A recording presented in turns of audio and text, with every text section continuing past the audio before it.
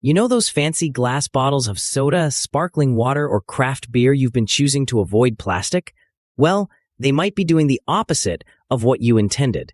In a groundbreaking new study, scientists discovered something shocking. Drinks in glass bottles actually contain more microplastics than those in plastic. That's right. You thought you were making the eco-conscious choice. Turns out, you might be swallowing tiny pieces of plastic with every refreshing sip. So how did this happen? And just how dangerous are microplastics in your body? Let's unpack the science and the disturbing truth behind your favorite drinks. What are microplastics and why should you care? First things first, what exactly are microplastics? Microplastics are tiny fragments of plastic, typically less than 5 millimeters in size.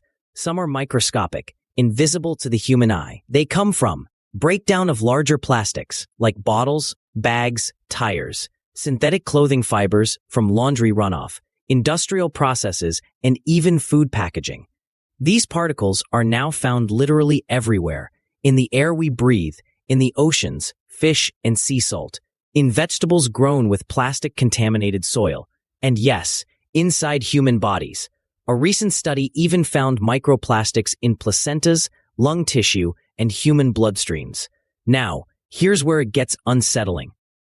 While scientists are still studying the long-term effects, early research suggests that microplastics may cause chronic inflammation, hormonal disruption.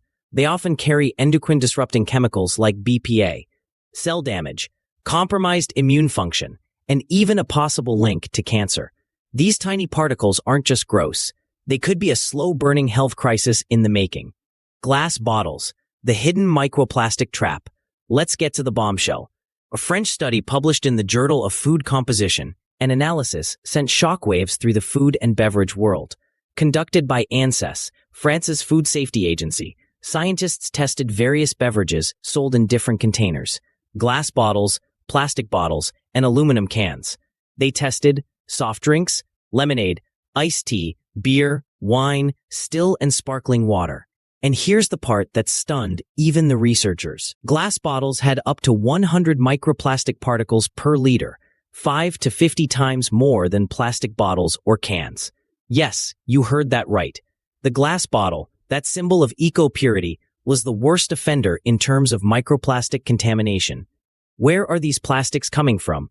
So how is this possible? The culprit wasn't the glass itself, but something far sneakier: the paint on the caps.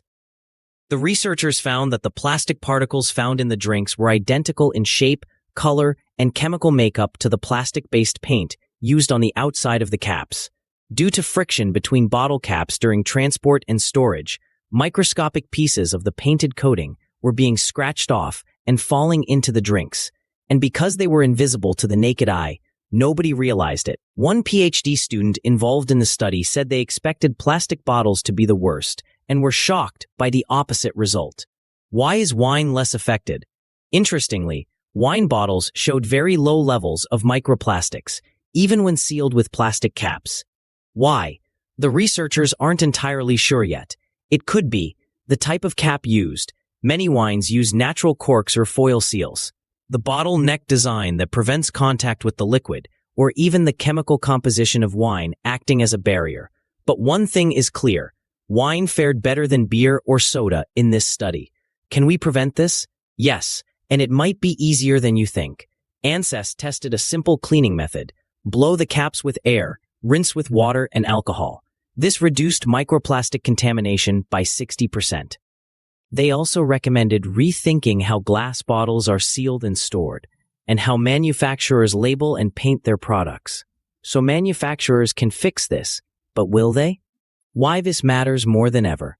Here's the bigger picture. We are consuming plastics at an alarming rate, not by choice, but by default. And the scariest part? We have no idea what it's doing to us.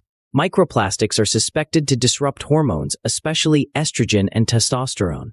They may alter gut microbiomes, causing digestive issues and immune imbalances. Plastic particles can attract and absorb toxic chemicals like pesticides and heavy metals, acting like chemical sponges inside your body. Microplastics aren't just a pollution problem. They're inside us now. The good news? Knowledge is power. You can't control every particle, but you can make smarter choices, raise awareness, and demand better from the brands you trust.